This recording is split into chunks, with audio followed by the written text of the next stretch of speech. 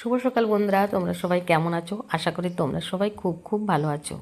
তো দেখো বন্ধুরা, আমাদের বাগানে অপরাজিতা গাছটায় কত ফুল ফুটেছে দেখো।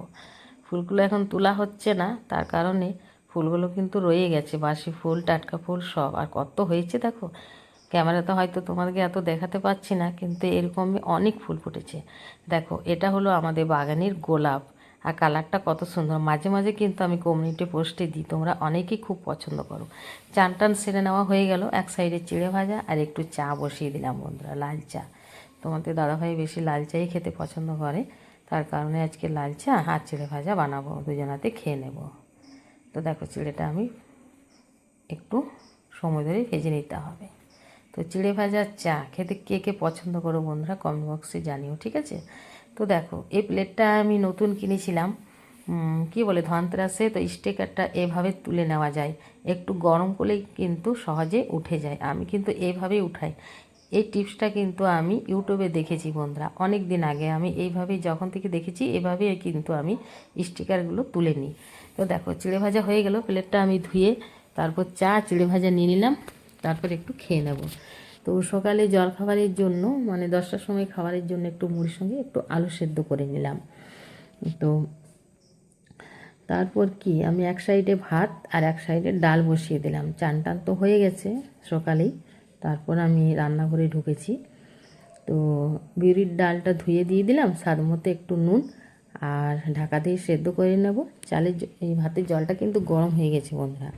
তো একটুখানি চাল পরিমাণ মতো আমাদের, সেটা 2 থেকে 3 বার ধুয়ে জলটা ফেলে তারপর চালটাও দিয়ে দেব।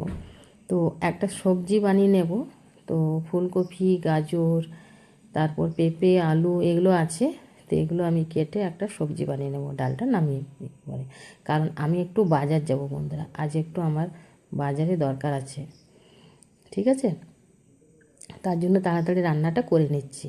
তো দেখো, ডালটা আমি নামিয়ে নিলাম, আর এই সবজিগুলো একসঙ্গে সব দিয়ে দেব।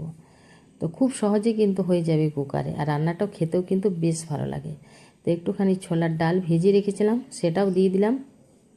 তো তোমরা কিভাবে রান্না করো বন্ধুরা, আমাকে একটু কমেন্ট বক্সে জানিও তো। তো দেখো, 3টে আমি কাঁচা লঙ্কা দিয়ে দিলাম, লঙ্কাগুলো কিন্তু প্রচুর ঝাল বাগানের। তো পেকে গেছে। আর গ্রেট করা একটুখানি আদা, স্বাদ মতো নুন, জল, একটুখানি নেড়ে আর ঢাকা দিয়ে দেবো। একটা মশলা বানিয়ে নিতে হবে শুকনো খোলায়, গরম খোলায়।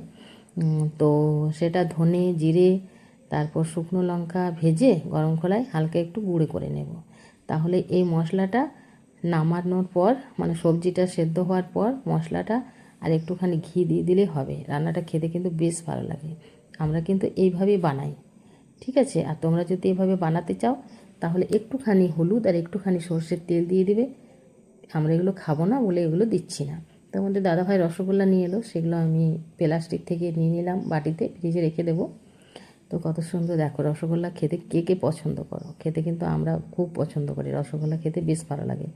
তো ডালটা সেদ্ধ হয়ে গেল।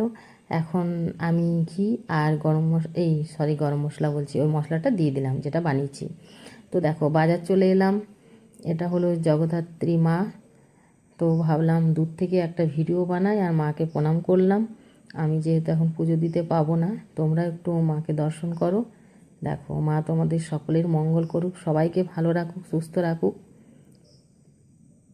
তারপর একটা আমি ডাব নিয়ে এসেছিলাম বাজার থেকে, তোমাদের দাদাভাই কাটলো। দেখো, জলের সঙ্গে এই শ্বাসটাও কিন্তু বেরোলো, খেতে বেশ ভালো লাগে। ধুয়ে পরিষ্কার করে এটাও আমরা একটু খেলাম।